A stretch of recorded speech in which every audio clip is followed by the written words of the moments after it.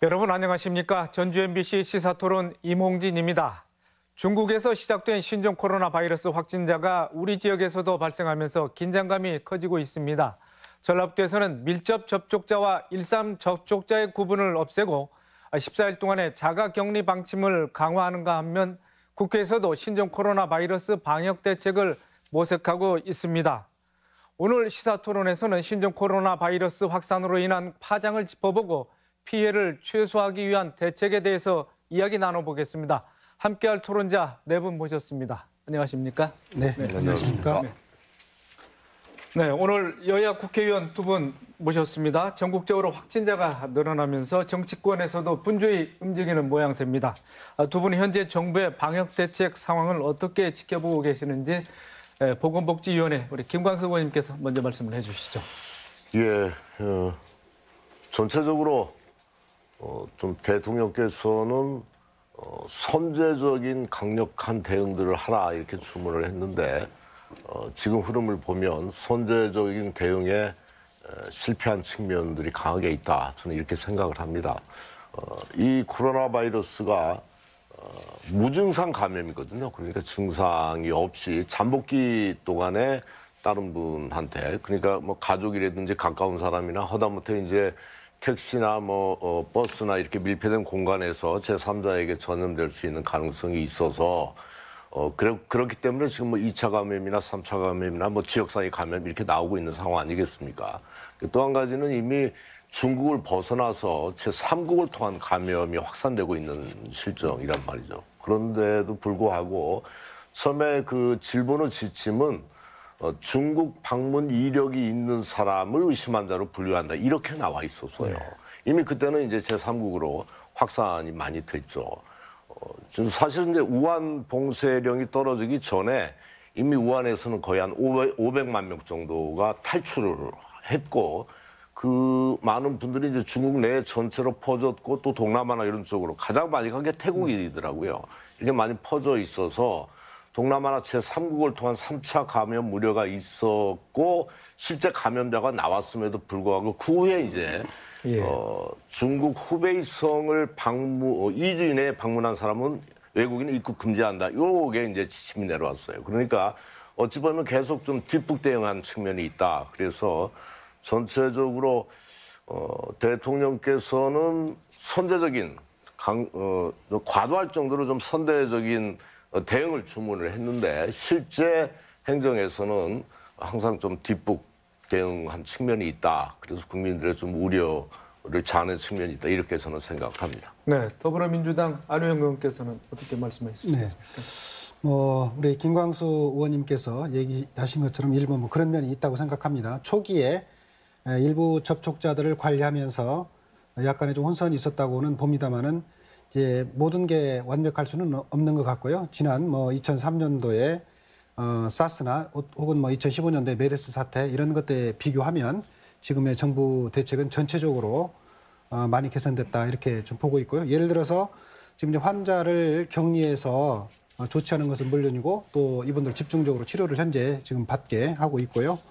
그다음에 이제 신종 바이러스, 코로나 바이러스에 대한 어떤 감염증에 대한 증상 안내라든가 혹은 예방책, 이런 행동 수칙 이런 부분에 대해서도 좀 국민들에게 알려서 국민들이 상당 그 불안감이나 이런 것들을 어느 정도 좀 해소하고 있는 이런 측면도 있고요. 또 우한의 교민의 경우에도 350여 명을 수송해서 현재 지금 아산, 진천 등에 머무르게 해서 여러 가지 그 관리를 하고 치료를 하고 계시는데요. 이제 이런 부분들이 이제 약간 진통은 있었습니다만 높은 시민 의식으로 함께 우리 국민들에 대해서 국가가 함께 보호하고 우리 국민들이 같이 보호한다는 이런 것을 보인 것은 전체적으로 보면 그래도 대응을 잘 하고 있지 않나. 또 여론조사 결과상으로 보더라도 한 55% 정도가 국민들께서 그래도 잘하고 있다 이렇게 평가를 하고 있는 것으로 봅니다. 네, 정부 차원의 대응은 두 분이 좀 약간 엇갈리는 의견을 내셨고 국회에서도 신종 코로나 바이러스 관련해서 특위 구성 얘기가 나오고 있지 않겠습니까? 예. 여야의 입장 차이가 혹시 있는지 특위 구성은 어떻게 진행되고 있는지 먼저 안 의원께서 설명을 해주시죠. 신종 그 코로나 바이러스 대책에 관련돼서는 여야 간의 큰 차이는 없는 것으로 생각이 됩니다. 약간 부분적인 방법적인 대응 방법의 차이는 있을 수 있겠지만은 실제로 2월 임시국회에서 신종 코로나 바이러스 대책 국회 특별위원회를 구성하기로 민주당에서 제안을 했고 또 그 한국당이나 바른미래당에서도 그걸 구성하기로 합의를 한 것으로 알고 있고요. 조만간 이제 구성이 되면 정부 차원에서 종합적으로 대처할 수 있도록 여러 가지 국회에서 지원 방안을 모색할 것으로 생각이 됩니다. 그리고 또 조속한 시일 내에 국회 보건복지위를 열어서 검역법이라든가 감염 예방 관련 법안을 합의 처리하기로 지금 한 것으로 알고 있습니다. 또 마침 또 선거 시기가 좀 여러 가지로 좀 첨예한 부분이 있는데요. 또 여야 간에 어떤 사람들과 직접 접촉해서 선거운동하는 방식이라든가 사람이 모여서 선거운동하는 방법은 좀 자제하는 것으로 이렇게 합의들이 되고 있어서 어느 정도 큰 틀에서 국민 안전에 관해서는 여야 간에 큰 차이가 없이 공동 대응하는 쪽으로 이렇게 의견이 모아지고 있다 이렇게 좀 보고 있습니다. 네, 이에 대해서 민주평화당 우리 김광수 의원께서는 어떻게 말씀하실 수 있겠습니까? 예, 뭐 지금 교섭단체가 거대 양당 둘밖에 없는 상황이어서 좀 힘겨루게 하면 안 된다고 생각합니다. 이것은 총선을 앞두고 무슨 당락 차원에서 생각하고 이럴 부분들이 아니고 국민의 생명과 안전과 직결되는 이런 부분들은 정말 국회 차원에서 총력전을 펼쳐도 모자라는 부분이 아닌가. 얼마 전에 최근에 뭐 이름 가지고 무슨 뭐 우한폐렴으로 해야 된다. 아니면 뭐 신종 코로나 바이러스를 해야 된다. 뭐 이런 이야기들을 하는데 아니 뭐 우한폐렴이면 어떻고 뭐 신종 코로나 바이러스면 어떻습니까? 아마 WHO에서는 급성 뭐 호흡기 질환 뭐 이렇게 이야기도 하고 하는 것 같은데 WHO 권고 사항에는 사실은 어떤 특정 지역명이나 어떤 동물이나 어떤 직군명들을 사용하지 못하도록 돼 있단 말이죠. 그래서 명칭 부분 가지고 서로 싸우는 것은 우한폐렴이라고 하는 건 마치 무슨 중국에 대한 사대주의다 이렇게 이야기하는 자유한국당도 좀 한심스럽고 어쨌든 국정원 무한 책임을 져야 될 집권 여당 입장에서는 빠른 시일 내에 이 문제를 해결해서 임시국회가 열려서 지금 국회 차원에서의 이 신종 바이러스 대책들을 좀 마련하고 그리고 또 큰 문제는 이것 때문에 사실은 경제가 휘청휘청하고 있습니다. 실제로 이제 제가 엊그저께 택시 기사분들 만났는데 정말 욕이 나올 정도로 불만들을 굉장히 심하게 토로를 하시더라고요. 그러니까 뭐 관광업계나 관련 숙박업계, 뭐 요식업계, 또 택시, 운수업계 이런 데가 거의 지금 초토화되는 상황이기 때문에 관련 민생 대책도 국회에서 시급하게 마련해야 된다 이렇게 생각을 합니다. 네, 알겠습니다. 네, 전라북도 보건의료과 강영석 과장님 나오셨습니다. 네, 우리 군산에서 확진자가 발생한 지 뭐 일주일이 지났습니다. 그동안에 이제 확진 경위하고 또 확진자 현재 상태는 어떻고 앞으로 어떻게 환자 관리를 해야 되는지 좀 설명을 해 주시죠. 네, 당초 확진 과정에서 1차 검사에서 음성이 나오고 그 이후에 지역사회 활동이 있어서 우리 도민들께서 다소 우려하시는 뭐 상황입니다만 그 이후에 접촉자 관리에 대해서 잘 진행이 되고 있고요. 또 몇몇 분 의심 증상을 보이는 분들에 대해서 검사를 실시했지만 전부 음성이 나왔습니다.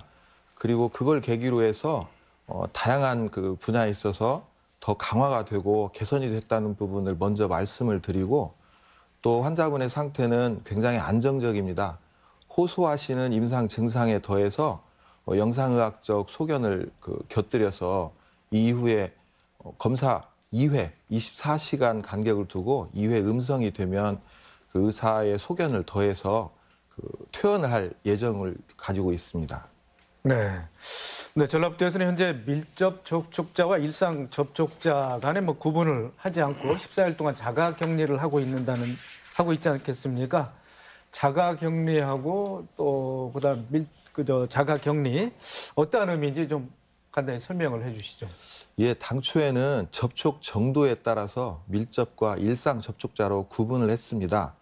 하지만 지속적으로 관리하는 차원에서 구분을 두는 것보다는 적극적으로 자가 관리를 하는 게 질병 관리에 더 중요하겠다는 국민들의 의견도 일부 반영이 된 것입니다.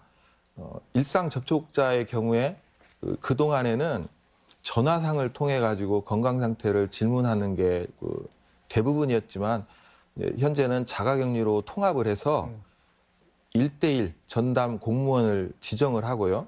그분들이 생활 도우미까지의 역할을 하면서 지역사회로부터 격리가 충실히 이행이 될 수 있도록 적극적으로 강화해서 관리를 하는 형태입니다. 이분들에 대해서는 생활비 및 검사비도 지원이 될 거고요. 네, 그럼에도 만약에 이행이 잘 안 되는 경우라면은 300만 원 이하의 벌금으로 부과를 할 수 있는 체계로 갖춰져 진행하고 있습니다. 네, 얼마 전에 또 이제 능동감시라는 그런 용어가 많이 들을 수 있었는데 능동감시자가 조금 상태가 좀 중해지면 이게 자가격리로 바뀌어지는 겁니까? 과거에는 좀 경한 접촉이라면 능동감시로 하루에 뭐 2차례씩 전화를 한다든지 방문의 경우로 감시를 했습니다. 하지만 앞으로는 능동감시라고 하는 표현은 없어진 거라고 보시면 되고요. 필요하신 분의 경우에는 철저하게 자가격리로 관리가 된다고 보시면 되겠습니다. 네, 알겠습니다. 네, 전북대학교 경제학부 박대식 교수님 자리에 함께하고 계십니다. 네, 전 세계를 위협하는 바이러스가 발병할 경우에는 이처럼 이제 경제, 사회적으로 미치는 영향이 크지 않겠습니까? 그동안 뭐 메르스나 사스 같은 감염병으로 인한 사회적 파장이 워낙 컸지 않겠습니까? 그런 파장을 어떻게 설명하실 수 있겠습니까? 예, 아마도 전보다는 그 병에 의한 그 사망률은 아마 좀 낮아질 것 같은데 경제적 파장은 더 커지지 않을까 이런 우려가 있습니다. 왜냐하면 일단 잘 아시는 것처럼 1980년대 이후에 전 세계가 소위 글로벌라이제이션, 세계화의 과정 중에 전부 전 세계가 같은 공동의 그 공급망, 수요망을 갖고 있기 때문에 서로 의존성이 높습니다. 더구나 중국이 과거에 사스 때는 전 세계를 차지하는 비중이 약 4.3% 정도밖에 안 됐는데 지금은 한 4배 정도 나와서 16.3% 정도 늘어났습니다. 또 중국이 전 세계에서 가장 중요한 산업들에 근데 자동차 산업, IT 산업 이런 모든 산업의 가장 최고의 공급자이자 최고의 수입자가 되고 있습니다. 그러다 보니까 중국의 영향이 커질 수밖에 없는 거고 더구나 우리 같은 경우에는 인접 그 국가이기도 하고 교류가 많기 때문에 그 영향이 좀 더 커지지 않을까 생각을 하는데 일단 세 가지 문제에서 보면 첫째는 수요 측면에서 아까 말씀드린 최대의 수요 국가고 그다음에 또 이제 서비스 부분이 있지 않습니까? 지금 직접적으로 사는 것은 아까 김광수 의원 말씀하신 것처럼 관광, 이런 쪽에 서비스 업 쪽에 직격탄을 맞고 있는 것이고 그래서 아마도 그런 부분에 대해서는 조금 아까 얘기한 민생 대책이 좀 필요하지 않나 생각이 되고요. 공급의 차질은 전라북도에 이제 가장 중요한 부분 하나가 현대자동차로 저희들이 인식하고 있는데 부품이라든가 이런 것들이 중국에서 오는 것이 많습니다. 그래서 지금 우리나라에 있는 자동차 3사, 4사가 거의 아마 이달 한 10일경 전후에서 거의 조업 중단 내지 그런 비슷한 조치를 취할 걸로 이해가 되고 있죠. 그래서 이제 이런 문제들이 상당히 중요하고 또 하나는 IT 부분에서도 부품에 대한 최대의 공급자이자 수요의 최대 수요차가 되고 있습니다. 그다음에 더 중요한 것은 이제 불확실성인데 이런 여러 가지 문제가 사실 경제가 심리적으로 영향을 받는 부분이 크기 때문에 이런 불확실성을 줄이는 노력이 필요하다. 그러면 현재 지금 새로운 것이기 때문에 새로운 병인이기 때문에 지금 의학적으로도 새로운 예컨대 진단 시약도 아직 제대로 개발되어 있지 않고 그다음에 그에 대한 치료약도 개발되어 있지 않은 상황에서 거의 대증적요법에 의해서 지금 병을 좀 대응하고 있는데 그럼 심리적인 요인이 중요한데 우리 국내에서 경례 일부 가짜 뉴스도 있고 정치권의 일부도 굉장히 정치적으로 많이 이용하는 그런 측면도 있다고 봅니다. 물론 다는 아니지만 그래서 이런 부분들이 국민들이 좀 안심하고 그 대처하고 미래에 대한 그 대응을 할 수 있도록 심리적인 안정을 기하는 것도 굉장히 중요하다. 그런 면에서 보면 정치권에서 굉장히 어떤 힘을 모으는 것도 중요한데 제가 전문가는 아니지만 통계상으로 보면은 사스라든가 신종 플루라든가 메르스라든가 이런 때 봐도 오히려 감염률은 좀 높아진다고 우려가 되는데 치사율은 훨씬 낮고 그렇죠? 예, 그리고 그로 인한 경제적 피해는 커진다고는 하지만 또 수습도 또 빨라집니다. 과거에 우리가 이제 경제적 위기가 닥치면 그걸 수습하는데 최소한 3년 내지 5년씩 이렇게 걸렸는데 때로는 10년씩도 걸렸습니다. 근데 우리가 이제 글로벌라이제이션이 되고 그다음에 G7에서 G20으로 여러 국가들이 힘을 합하다 보니까 그런 위기도 지난번에 글로벌 금융위기 때 불과 한 1년 반, 2년 만에 전부 회복이 된 것처럼 그 회복기도 짧아지고 있습니다. 그러니까 조금 더 국민들이 편안하게 안심하고 자기 위생 관리하고 그러면 이런 심리적인 불확실성의 문제에서도 많이 그걸 줄일 수 있는 그 좋은 기회가 될 수 있다 이렇게 생각합니다. 네. 그 신종 코로나가 사스나 메르스에 비해서 감염률은 좀 높고 치사율은 훨씬 떨어지고 이런 상황인데 요즘 무증상 환자나 경증 환자의 전염 가능성도 언급되고 있습니다. 과장님 어떻게 보고 계십니까? 예, 그 부분에 대해서 이제 많은 분들이 걱정을 하고 계십니다. 감염병은 외부 효과라고 하는 표현이 있습니다. 실제보다 사회 경제적으로 미치는 영향이 크다는 의미인데요. 보이는 10명의 적보다 보이지 않는 1명의 적에게 좀 이렇게 걱정하고 두려워하는 그런 표현인데요. 물리적 폭탄이 떨어진 그 지역은 그 지역만 동요를 하는데 만약에 생물 테러 그런 병원체를 가지고 있는 포탄이 떨어진 경우라면 그 지역뿐만 아니라 그 국가가 전체 다 걱정할 수 있는 그런 예가 그 외부 효과를 설명할 수 있는 거라고 볼 수 있는데요. 그래서 지금 현재 많이 걱정들을 하고 계시는데 걱정은 짧을수록 좋습니다. 실천이 이어져야 되는 거고요. 이제 무증상 또 경증 그 관련해서 전염 가능성들을 이야기를 하고 계시는데 스스로 이동을 못하는 바이러스는 증상을 통해서 다른 쪽으로 전파가 됩니다. 즉 잠복기나 무증상자라고 하는 거는 증상이 없기 때문에 다른 사람들한테 그만큼 전파시킬 가능성이 매우 적다는 표현이기도 합니다. 그래서 현재까지 가족 간의 전파라든지 그런 경우는 매우 친밀한 그런 그 접촉이 있었기 때문에 가능한 거기 때문에 우리 국민들께서는 그 부분에 대해서 걱정하시지 마시고 현재까지 알고 계시는 마스크 착용, 손 씻기라든지 그런 부분을 충실히 지켜주신다면 걱정하실 사안이 아니라고 말씀드립니다. 네. 안 의원님, 중국 정부의 초기 대응이 이제 도마 위에 올랐지 않겠습니까? 네. 그 관련해서 또 세계적 상황은 어떤지 또 한번 말씀을 해주시죠. 지금 어제 오전 9시 기준으로 전 세계적으로 28개국에서 28,250여 명의 확진 환자가 발생을 했고 이 중에서 565명이 사망한 것으로 나타나고 있습니다. 확진 환자의 99% 그리고 사망자의 99.6%가 중국이고요.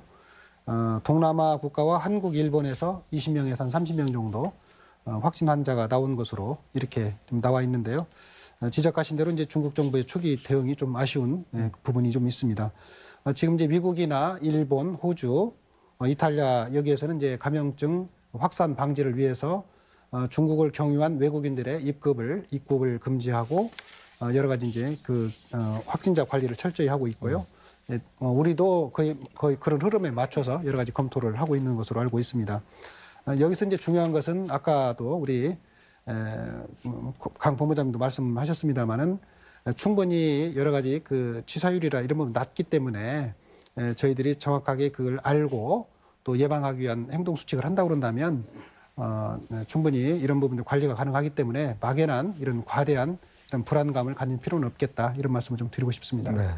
김광수 의원님, 세계 각국에서 중국이나 우한 방문자에서 입국 제한 조치를 취하고 있지 않겠습니까? 우리나라에서는 이미 이제 우한 방문자에 한해서만 입국 제한 조치를 취하고 있는데 늦었지만 다행이라는 이런 시각이 많은데요.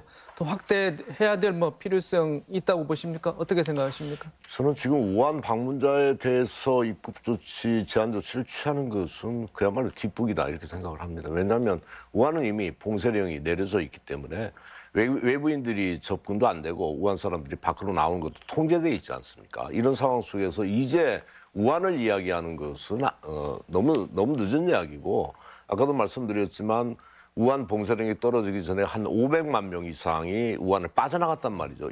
이분들이 중국 전역에 퍼져 있고 또 동남아나 우리나라도 약 64만 정도가 1월 초부터 봉쇄령이 떨어지기 전까지 이렇게 입국을 해 있는 중국 관광객들이 입국 상황이란 말이죠. 이제 그런 상황이기 때문에 우한의 문제는 이미 아니다 이렇게 생각을 하고 그래서 이제 미국이나 이런 나라들, 미국을 비롯한 17개국인가 이런 나라들은 중국인이나 중국을 방문한 모든 외국인들의 입국 금지 조치를 이미 취하고 있는 거고 미국 내국인이라 하더라도 우한을 방문한 사람들은 미국에 입국하면 2주간의 별도 시설에 따로 격리 관찰을 할 수 있도록 이렇게 하고 있는 것이죠. 그래서 조금 더 적극, 아까 제가 조금 계속 뒷북 대응을 한다 이런 말씀 드렸는데 아까도 이제 중국 방문 이력이 있는 사람 이렇게 하다 보니까 중국 방문 이력이 없는 제3국을 방문했던 사람이 지금 광주 환자 같은 경우 8일간 그 무방비로 노출돼 있는 이런 사례가 있었단 말이죠. 그래서 조금 더 선제적이고 적극적인 조치가 저는 필요하다 이렇게 생각을 합니다. 대개 지금 우한 이 바이러스가 한 2주 정도 뭐 전문가들의 예측은 조금 다른데 거의 극에 달할 것으로 이렇게 생각을 하고 있고 지금 중국 내의 환자가 거의 3만 명이 넘어가고 있고 넘어섰죠. 그리고 그중에 이제 한 2만 정도가 우한이고 한 1만 명 정도가 대충 이제 중국 전체 환자이고 동남아나 세계 각국을 아까 설명했던 데도 이렇게 퍼져가고 있는 상황이기 때문에 지금 조금 더 선제적인 조치 필요성들이 저는 있다. 저는 이렇게 판단을 하고 있습니다. 이에 대해서 네, 충분히 그 부분 동의하고요.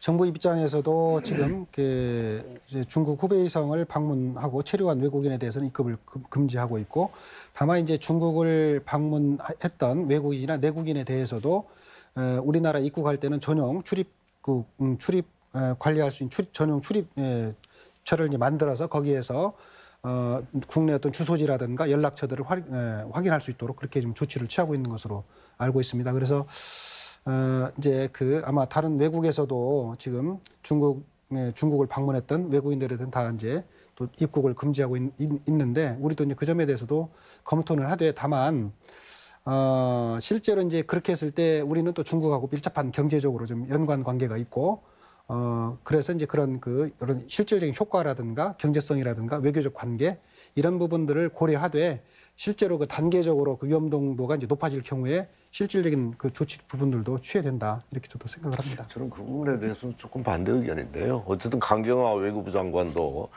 봉쇄의 어떤 효과를 보고 나서 결정하겠다. 그런데 이것은 지금 봉쇄의 효과를 보고 추후에 검토할 문제가 아니고 대통령도 말씀하셨다시피 어떻게 좀 선제적이고 효과적인 조치를 취할 수 있느냐 하는 문제라고 저는 생각을 하거든요. 그렇기 때문에 이제 일부 야당에서 중국에 대한 눈치보기 아니냐 뭐 이렇게 비판도 받는 거고 저는 어쨌든 간에 가장 중요한 것은 국민의 생명과 안전과 관련된 부분들은 가장 1순위다 이렇게 생각을 합니다. 그 후에 이제 외교나 이런 것들이 있는 거 아니겠습니까? 그래서 저는 조금 더 적극적인 조치의 필요성이 있다 이렇게 보고 있습니다. 다만 이제 단기적으로 한다고 그런다면 이제 그런 점들은 검토를 충분히 하되 예를 들어서 이제 외국에 여행한 어떤 경력이라든가 이런 것들은 병원에서 그 정보가 수시로 잘 전달될 수 있도록 하는 부분에 대해서는 우리가 좀 더 보완을 좀 해야 되지 않나 이런 점도 그런 문제 또 뭐 이달 중에 특위가 또 구성되니까 또 그 논의를 해야 될 것 같습니다. 강 과장님, 감염이 확산되면서 이로 인한 사회적, 경제적 영향이 커지고 있습니다. 당장 우리 지역에서도 행사나 축제가 많이 취소되고 있는데 그 현황은 어떻습니까? 네, 감염을 관리하는 두 축이 외부 유입 차단하고 또 내부 확산 방지입니다. 우선은 이제 우리나라가 중국하고 인접해 있기 때문에 외부 유입 차단을 위해서 두 분 의원님께서 말씀해 주신 것처럼 입국 제한에 대해서 적극적으로 이렇게 협의를 하고 있는 중이고요. 그거에 대한 효과는 분명히 있을 거라고 봅니다. 그리고 이제 내부적으로 병원체를 가지고 있는 분과 그렇지 않은 분과의 만남을 적절하게 조절을 하는 거, 격리로서 관리를 하는 게 가장 이제 주가 될 수 있는데요. 그거에 대응하기 위해서 우리 도는 각 기관에게 다중이 모이는 상황들을 좀 최소한으로 할 수 있도록 적극적으로 행사 지연이나 연기, 제한 그런 거를 권고하고 있는 중입니다. 네, 알겠습니다. 박 교수님, 또 2월은 졸업과 또 입학이 있는 그런 시즌 아니겠습니까? 네. 도내 대학에도 뭐 비상이 걸린 것은 뭐 두말할 나위도 없겠고 지금 몸담고 계시는 전북대학교에서 상황은 어떠신지 좀 말씀을 해주시죠. 네, 제가 조사를 해보니까 전북대학교에 한 900명 정도의 중국인 학생이 있는 것 같고 전라북도에 전체 한 3,000명 정도가 재학하고 있는 것으로 보입니다. 그중에 뭐 다수는 아니지만 상당한 학생들이 춘절 또 방학을 이용해서 중국을 다녀온 걸로 파악이 되고 있는데 아무래도 이제 이 대책반을 또 이제 다 대학 공동으로 전북대학교뿐이 아니라 다른 대학과 같이 협의해서 공동으로 대책반을 운영하고 있고, 그다음에 보건복지부에서 내린 일반적인 감염 예방 수칙을 안내하는 그 안내들이 건물마다 전부 두세 개씩 전부 입구마다 다 설치가 되어 있더군요. 그래서 그런 홍보를 하고 있고 또 교육도 하고 있습니다. 그다음에 또 이제 화장실을 포함해서 여러 군데를 좀 가끔 소독을 하는 것도 저도 목도를 한 일이 있고, 그다음에 이제 학기 들어서 강의실이나 이런 것도 환기도 강화시키고 아마 청결을 유지하려고 많은 노력을 하려고 하는 것 같습니다. 그다음에 이제 학생들이 되게 들어오면 빠른 학생은 2월 중순이나 말경에 들어와서 3월 초까지 학생들이 귀국을 합니다. 한국에 들어옵니다. 그러면 그 학생들을 아마 최소 2주 정도 격리해서 자가 격리해서 관찰을 하게 되면 뭐 한 2주나 3주 정도 아마 기간이 필요할 것 같은데, 그래서 개강도 아마 2, 3주 연기되는 것 같습니다. 그렇게 되고, 그다음에 여러 가지 행사들 졸업식도 아마 대학 대표, 과대표, 그다음에 포상자 일부만은 참여시키고 나머지는 거의 다 취소되는 것 같습니다. 자, 그런데 이 문제는 또 아까 여러분 말씀하신 다른 학생이 아닌 다른 중국인이나 외국인과 마찬가지입니다. 그럼 왜 이 문제는 관대합니까? 이 학생들 못 들어오게 해야죠. 근데 이제 우리가 과연 우리 방역 체계나 이 병에 대한 대응하는 능력이 과연 막는 게 유리한 건지, 아니면 소통을 시키면서 국내에 들어오고 나가게 하면서도 관리를 할 수 있는지, 어떤 것이 이익이 큰지를 견주어 봐야지 어느 하나만 가지고 하나에 꽂혀서 딱 막아버렸다. 그러면 지난번에 사드 사태 이후에 더 큰 파장이 올 수도 있지 않습니까? 그럼 그 뒤에 오는 것은 누가 책임지는 거예요? 그러니까 이런 것을 감성적으로 이렇게 보지 말고 단선적으로 보지 말고 우리 사회가 다양해진 만큼 다양하게 이성적으로 봐서 어떤 것이 과연 국민들의 생명도 보존하고 그다음에 경제적 이익도 지킬 수 있는지, 또 사회적 안정을 가져올 수 있는지를 다양하게 접근하는 것이 합리적이지, 어느 하나에 꽂혀서 그냥 하나만 주장하면 정책을 할 때는 그렇게 하지 않지 않습니까? 그러니까 그런 서로 간에 소통이 좀 필요한 거 아닌가 저를 생각하고, 우리 대학도 아마도 이런 것들이 잘 대처 방안들이 제대로 잘 현장에서 잘 이루어져서 학생들도 안심하고 공부할 수 있고 또 미래의 동양 지제를 키워낼 수 있는 그런 분위기를 빨리 찾아가는 것이 중요하다 이렇게 생각을 합니다. 네. 네. 박 교수님. 네. 관련해서 신종 코로나로 인한 경제적 영향도 한번 살펴보겠는데요. 가장 큰 영향이 큰 지역이 우한 교민들이 수용되어 있는 충북 진천과 충남 아산, 그리고 우리 지역에서는 군산 아니겠습니까? 네. 이런 지역의 경제적 침체 상황 어떻게 분석하고 계십니까? 사람들이 아마 우리 국민들이 심리적으로 많이 위축되어 있는 것 같은 생각이 드는 게, 버스를 타도 버스에 사람이 별로 없고, 그다음에 음식점에 가도 음식점 주차장이 텅텅 비어 있습니다. 움직이지 않는 거죠. 그리고 뭐 상당한 분들이 물론 개인 위생을 위해서 마스크를 쓰고 다니시고 이건 참 좋은 거라고 보는데, 문제는 이제 그런 업체들이 비즈니스가 장사가 안 되니까 여러 가지 경제적 어려움을 이제 호소하고 있는 상황이죠. 더구나 아까 말씀드린 마트나 뭐 사우나, 뭐 목욕탕 이런 대중 이용 시설에는 사람이 거의 없다고 그렇게 저도 들었습니다.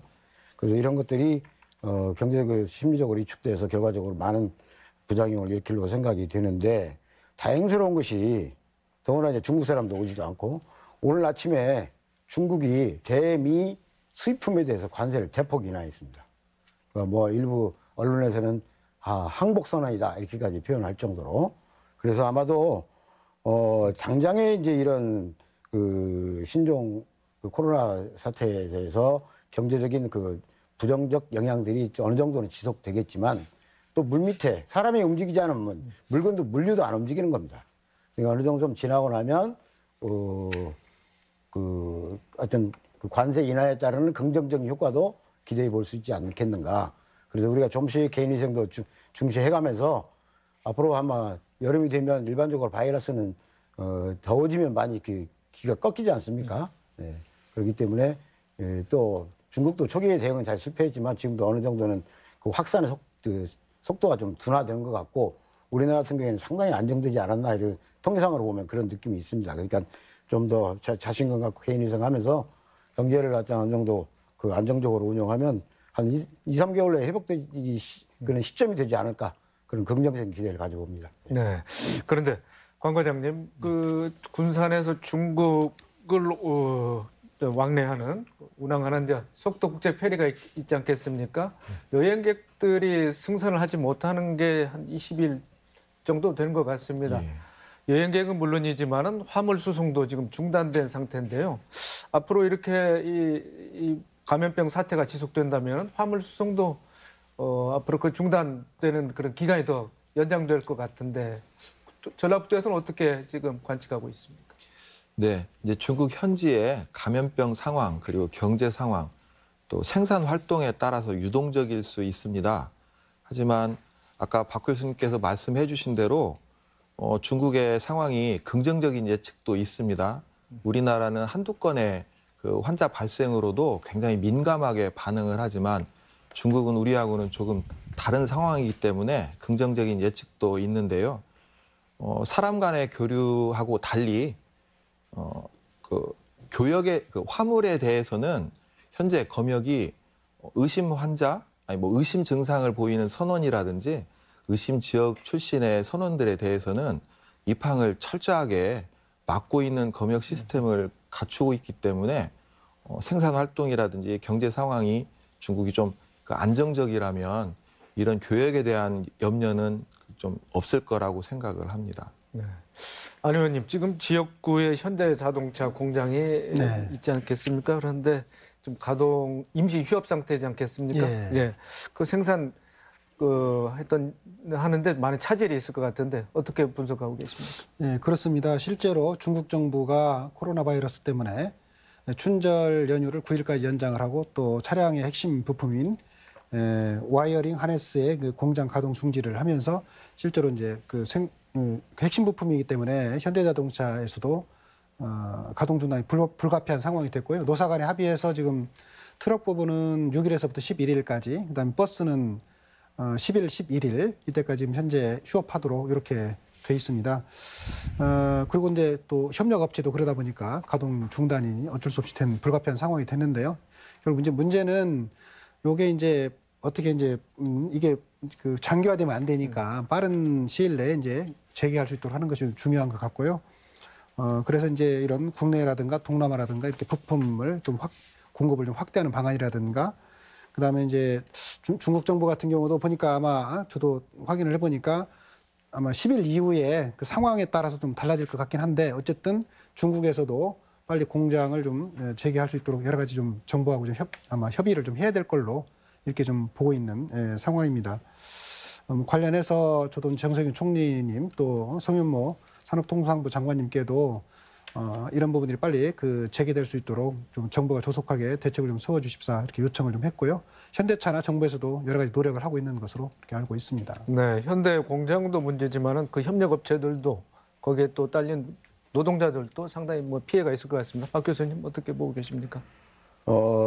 우리가 지난번에 일본이 우리가 이제 그 IT 산업에 관한 부품을 수출 중단시켰을 때도 잘 대처해서 오히려 그 길을 하는데 중요한 계기가 되었던 것처럼 이번 기회에 아마 아까 안 의원님 말씀처럼 아마 그런 대안도 많이 갖고 있는 것 같고 그 조업 단축이라든가 그 휴업 기간을 상당히 최소화시키려고 많은 노력을 하시는 걸로 저희들이 이제 언론을 통해서 알고 있습니다.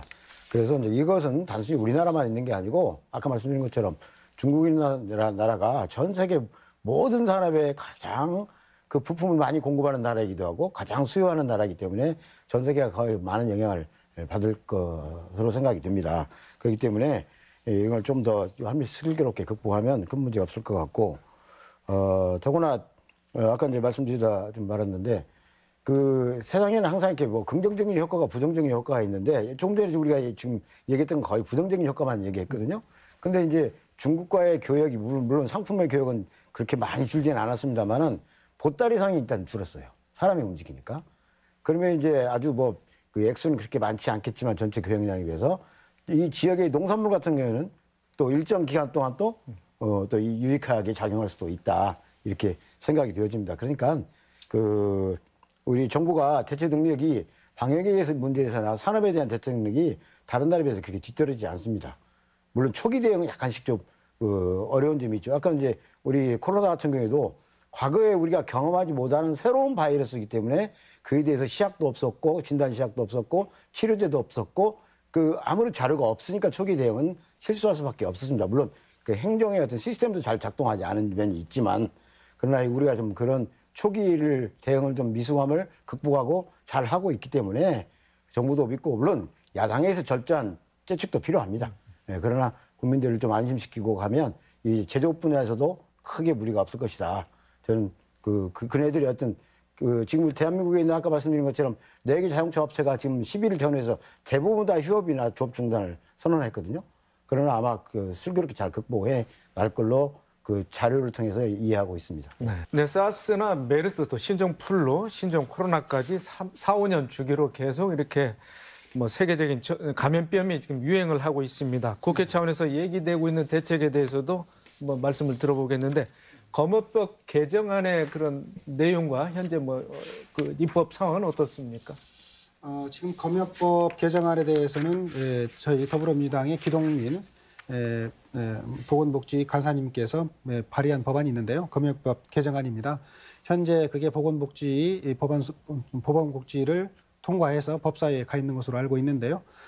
주요 내용은 이제 그 과거의 검역법이 1954년도에 만들어져서 부분 개정은 있었습니다만은 그 사이에 이제 여러 가지 검역 환경이 많이 이제 바뀌었다고 합니다. 예를 들어서 이런 예전에는 선박이라든가 물류 중심이었다면 지금은 항공으로 해서 또 사람이 많이 이동하는 이런 거고 지금도 우리나라 같은 경우에 한 5천만 명 이상 이렇게 외국인들이 들어오는 이런 식의 상황이고 단기간에 또 들어오고 이런 식의 상황이기 때문에 이런 이제 상황 변화에 맞게 이제 검역이라든가 방역에 관련된 내용들이 좀 바뀌어야 된다 이런 맥락이고요. 그런 점에서 이제 예를 들어서 이제 그 감염병의 어떤 위험 정도에 따라서 검역 체계도 좀 바뀌고 그다음에 이제 또 요즘 정보통신이 발달하고 있으니까 이런 정보통신들 이런 것들을 활용해서 검역에 대한 정보를 좀 체계화하고 하는 이런 내용들로 좀 그 주요 내용을 이제 그런 내용으로 좀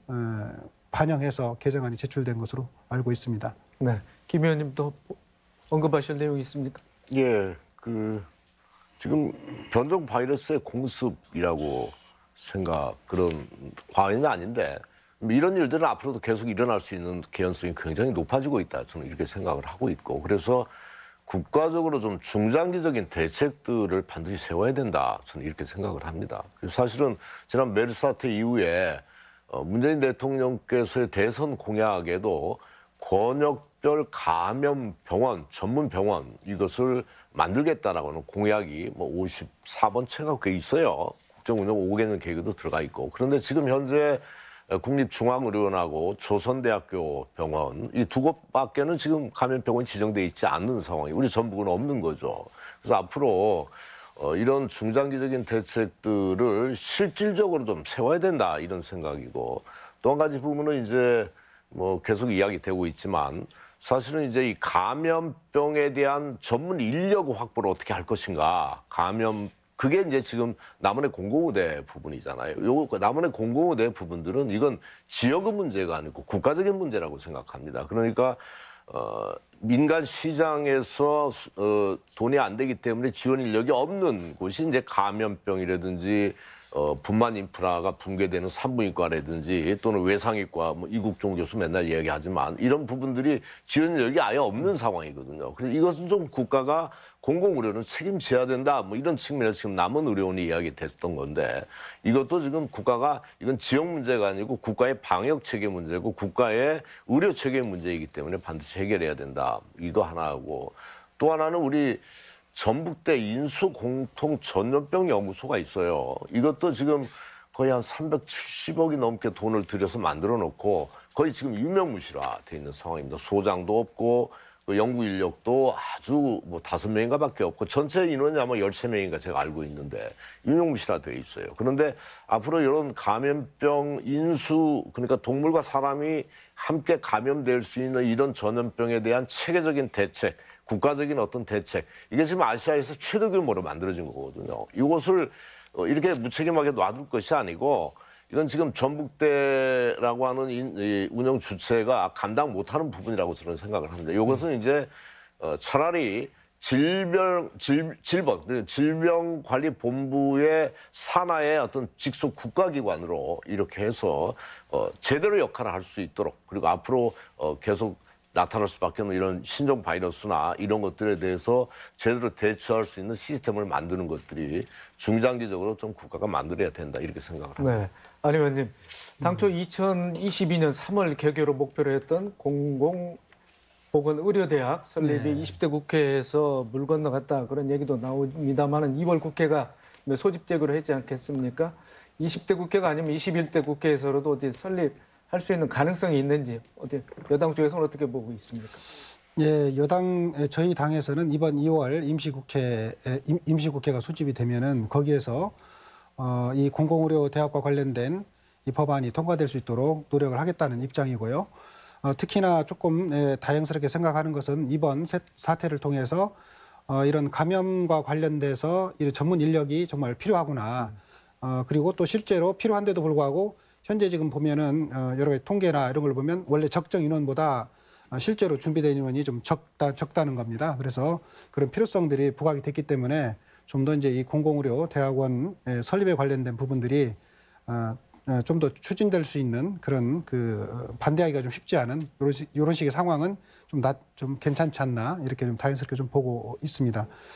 그리고 이제 또 관련해서 우리가 중장기적으로 이런 제도 개선이라든가 이런 것들이 필요한데 이번 기회에 아까 말씀드렸던 검역법 문제라든가 이런 감염병 예방 관련된 이런 법안들도 좀 정비를 좀 할 필요가 있고 또 보건 의료 관련된 또 감염과 관련돼서 지금 예를 들면 출입국 관리할 때 검역 인력들이 상당히 좀 부족하다는 거거든요. 이런 부분들도 저희들이 정부에서 관련된 그 예산들을 잘 확보해서 그런 인력들이 충원될 수 있도록 하는 것도 필요하다고 생각합니다. 네. 또 김 의원님께서는 학교 내 보건교사 확충도 필요하다고 이렇게 또 주장하고 계시는데 어떤 내용입니까? 보건 의료 인력 중에 이제 보건교사가 단지 이제 신학기 개강하게 되면 이거 심각한 문제입니다. 근데 이제 서울이나 대도시나 이런 곳은 충원율이 거의 99%, 100% 가까이 되는데 우리 전북이 아마 61%인가 제가 이렇게 통계를 기억하고 있는데 지역이 지금 보건교사 문제가 심각합니다.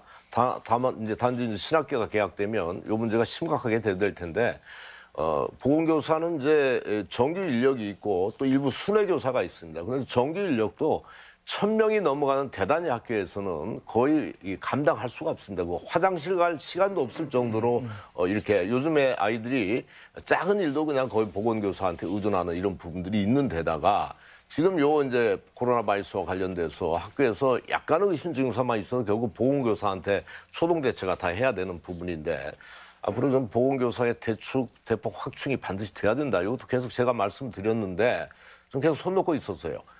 교육부는 지역의 교육청, 시도교육청한테 밀고 있고 또 시도교육청은 교육부에서 예산 안 주는데 우리가 이걸 인력을 어떻게 할 것이냐 이렇게 서로 핑퐁 치고 있는 부분들이 있어서 이것은 좀 국가 차원에서 이건 반드시 개선을 해야 된다 이렇게 생각을 합니다. 권 과장님, 네, 앞으로 뭐 일주일이 고비가 될 것이란 그런 예측도 있습니다만 속단하기는 어렵죠. 예. 네, 신종 코로나 바이러스가 확산 언제쯤 꺾일 수 있다고 보십니까? 네, 좀 어려운 질문입니다. 중국과 우리는 단순 비교는 어렵습니다. 이제 감염병은 내부 요인이 있고 외부 요인이 있고 그런데요. 중국은 내부 요인입니다. 우리 대한민국은 단 한두 건만으로도 아까 말씀드린 대로 매우 민감하게 강력하게 대응을 하고 있는데도 불구하고 외부에서 지속적으로 유입이 되는 경우라면 상당히 그 외부의 영향을 받을 수밖에 없는데요. 그래서 국내 발생 규모는 작지만 지속되기 때문에 좀 길고 고단한 싸움이 예상이 됩니다. 저희는 그 과거의 사례를 통해서 언제쯤 그 종료가 될지 그런 예측보다는 그 어떻게 대응을 해야 적절하게 이 그 감염병을 슬기롭게 이겨나갈 수 있는지 그 부분에 대해서 더 주안점을 가지고 있고요. 그 종료되는 시점은 중국의 상황을 지켜보면서 알 수 있을 거라고 생각을 합니다. 네, 알겠습니다. 네, 지금까지 신종 코로나 바이러스와 관련해서 확산 추세와 파장, 그 근본 대책에 대해서 토론을 해봤습니다. 그러면 못다 하신 말씀이나 또 강조하실 부분 있으면은 토론자들께서 마무리 발언으로 해주시길 바라겠습니다. 먼저 박 교수님. 과거에 흑사병 때, 유럽에 흑사병이 유행할 때 너무 병을 감성적으로 대응을 해서 더 확산시킨 그런 역사적 사례가 있습니다. 뭐냐면 흑사병이 많이 만연되고 있는데 성당에서 신부들이 하나님께 기도를 해라. 성당에 많은 환자나 정상인들 모아서 오히려 확산시킨 그런 나쁜 사례가 있습니다.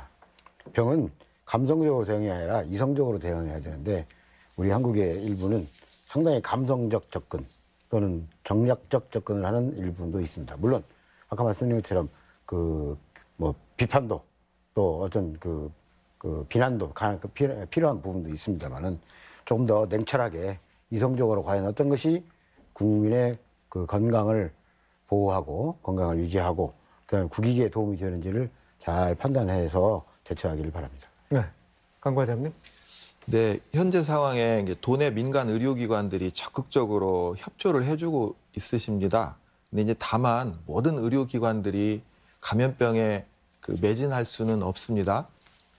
각종 만성 질환자분들을 돌봐드려야 되는 기능도 필요하기 때문에 우리 도민들께서 의심스러운 상황이 발생을 한다면 1339 또는 지역 보건소로 먼저 전화 상담을 해주시고 선별 진료 의료 기능을 갖추고 있는 그런 기관으로 안내를 받으셔서 비상시와 또 만성 질환이 관리가 잘 될 수 있는 그런 체계가 관리가 됐으면 좋겠습니다. 네, 김 의원님. 예, 국민들 우려가 굉장히 심하신데요.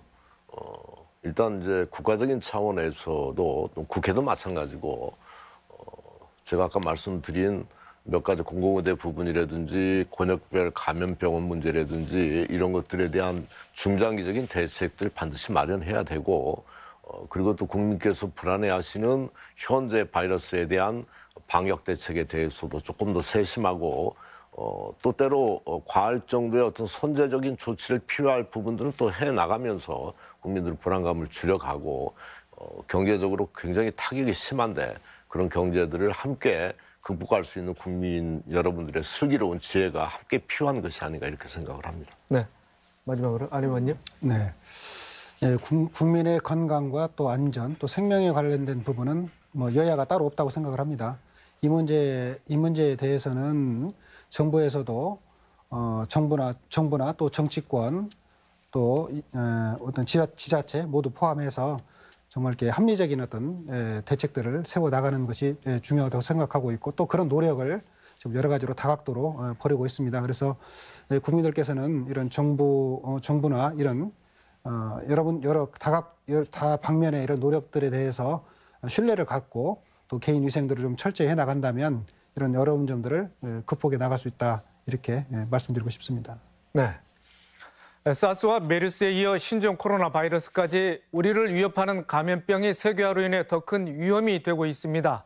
피해를 최소화하기 위해서는 관련 정보를 신속하게 공유하고 국제적인 거버넌스를 강화하는 게 아닐까 싶습니다. 모쪼록 이번 위기에 잘 대처해서 감염병에 대응하는 우리의 방역 대책도 한층 공고해질 수 있길 바랍니다. 오늘 순서 여기까지입니다. 시청해주신 시청자 여러분, 함께해주신 토론자 여러분 고맙습니다. 다음 이 시간에 뵙겠습니다.